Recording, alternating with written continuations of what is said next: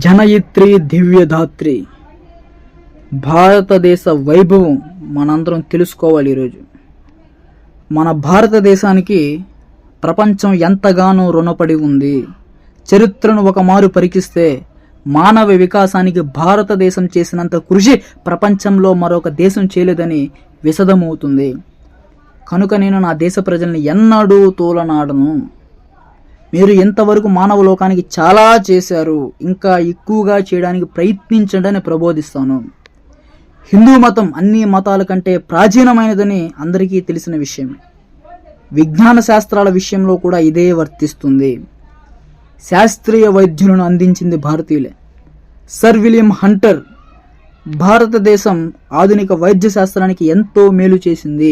ఎన్నో రసాయనాలను కనుగొనడం ద్వారా వైద్య శాస్త్రానికి చాలా ప్రయోజనాలను చేకూర్చింది అన్నారు. అంతకంటే అధికంగా భారతదేశం గణిత శాస్త్రంలో బీజగణితం, రేఖాగణితం, ఖగోళ శాస్త్ర విభాగాల్లో కూడా గణనీయమైన విజ్ఞానాన్ని సమకూర్చింది. అధునాతన శాస్త్ర విజ్ఞాన విజయానికి అనుకూలమైన సంకలన గణితాన్ని ప్రథమంగా కనుగొంది మన దేశమే. మానవ సమాజానికి మూలాధారమైన 10 అంకెలను భారతదేశమే కనిపెట్టింది.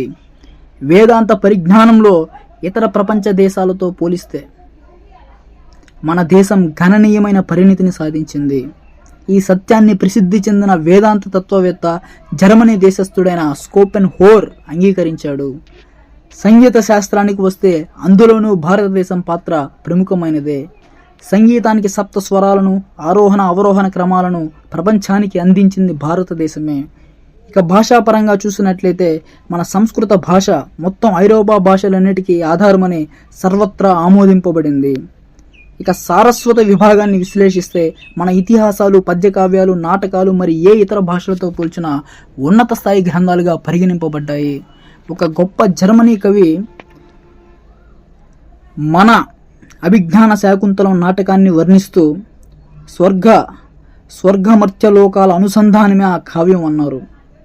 అరేబియన్ నైట్స్ కథలకు ఆధారం సంస్కృతంలోని కథలే. సిండ్రిల్లా, బీన్ స్టాక్ కథలన్నీ మన సాహిత్యం నుండి గ్రహించినవే. పత్తి ఉత్పత్తిని, నీలిరంగు అద్దగాన్ని మొదట తయారు చేసింది మన భారతీయులే. నగల తయారీలో గణనీయమైన ప్రావీణ్యతను సాధించిన ఘనత మన దేశానిదే. పంచదారను ప్రథమంగా తయారు చేసిన కీర్తి మనదే. చదరంగం, పేక, పాచికల ఆటలను భారతదేశం ప్రవేశపెట్టింది. ఇలా అన్ని రంగాల్లోనూ భారతదేశం సాధించినంత ఉన్నతిని చూసి ఐరోపా వారు ఆకర్షితులై మన దేశంపై దాడి చేశారు. చరిత్ర పుటలు తిరిగేయండి. ప్రపంచాన్ని ఉర్రూతలూగించిన ఆధ్యాత్మిక జ్ఞాన ప్రవీణులకు భారతదేశంలో ఏ కాలంలోనూ కొరత లేదు. ఈ సత్యాన్ని ఎవరూ కాదనలేరు. ఈ దేశం యొక్క కృషి ఆధ్యాత్మికతకు సంబంధించినది. దీనిని యుద్ధాలతోనూ సైనిక దాడులతోనూ సాధించలేరు. నిశ్శబ్దతతో పడే మంచు బిందువులు సుగంధ పరిమళాలను వెదజల్లే పుష్పాలు వికసించడానికి దోహదపడినట్లే భారతీయ సంస్కృతి కూడా ప్రపంచ దేశాల ప్రజలను ప్రభావితం చేస్తూ వచ్చింది. స్వామి వివేకానంద చెప్పడం జరిగింది ఈ విధంగా. ఆదర్శాన్ని మరువకు మిత్రమా, భారతదేశమా, సాధ్వీమనులైన సీత, సావిత్రి, దమయంతులను మరవవద్దు. సర్వసంగ పరిత్యాగి యతీశ్వరుడు అయిన ఉమామహేశ్వరుడు నీకు ఆరాధ్య దైవమని మరవవద్దు. నీ వైవాహిక జీవితం, నీ ఐశ్వర్యం, నీ జీవిత సర్వస్వం కేవలం ఇంద్రియ సుఖాలకు, వ్యక్తిగత భోగాలకు కాదని మరవవద్దు. యజ్ఞనారాయణునికి ఆహుతమయ్యే నిమిత్తం జన్మించావన్న విషయాన్ని మరవవద్దు.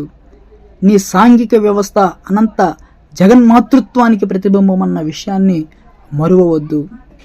నిమ్నజాతులు, దీనులు, దరిద్రులు, అస్పృశ్యులు, అమాయకులు, నిరక్షరాస్యులు ఇలా అందరూ నీ సహోదరులే అని మరువవద్దు అని స్వామి వివేకానంద చెప్పడం జరిగింది. వివేకానందుని సింహనాదాన్ని ఒకసారి విందాం. సోదరులారా, మనమందరము అకుంఠిత దీక్షతో పనిచేద్దాం. నిద్రించటకు ఇది సమయం కాదు. భావి భారత భాగ్యోదయం మన కార్యదీక్షపై ఆధారపడి ఉంది. భారతమాత నిరీక్షిస్తుంది. లేవండి, నిద్ర నుండి మేల్కోండి, మన భారతమాతను చూడండి. ఇదివరకు ఎన్నడూ లేని మహావైభవంతో, ఉత్తేజంతో ఆమె తన శాశ్వత సింహాసనంపై ఎట్లు కూర్చొని ఉన్నదో చూడండి. త్యాగభావం లేనిదే మహత్కార్యాలను సాధించడం శక్యం కాదు. ఈ మీ భోగాలను, మీ సుఖాలను, మీ పేరు ప్రతిష్టలను, మీ పదవులను, చివరికి మీ ప్రాణాలను సైతం సమర్పించి మానవ శరీరాలతో ఒక వంతెనను నిర్మించండి. ఆ వంతెన మీదుగా కోటాను కోట్ల జనం ఈ సంసార సాగరాన్ని దాటగలరు అని సింహనాదాన్ని స్వామి వివేకానందుల వారు చాటి చెప్పడం జరిగింది. ఒక్కసారి మనం పాశ్చాత్యుల ప్రశంసలని పరికిస్తే ఆల్బర్ట్ ఐన్స్టీన్ జర్మనీ శాస్త్రవేత్త మన భారతదేశం గురించి ఏ విధంగా చాటి చెప్పారో ఒక్కసారి మీరే వినండి. ప్రపంచానికి భారతీయులే గణితంలో సులభంగా లెక్కించే దశాంశ పద్ధతిని అందించారు. గణితం లేకుంటే వైజ్ఞానిక పరిశోధనల్లో ఇంత ప్రగతి సాధ్యమయ్యేది కాదు. అందువల్ల మనం భారతీయులకు ఎంతో రుణపడి ఉన్నామని సాక్షాత్తు పాశ్చాత్య జర్మనీ శాస్త్రవేత్త అయినటువంటి ఆల్బర్ట్ ఐన్స్టీన్ చెప్పడం జరిగింది.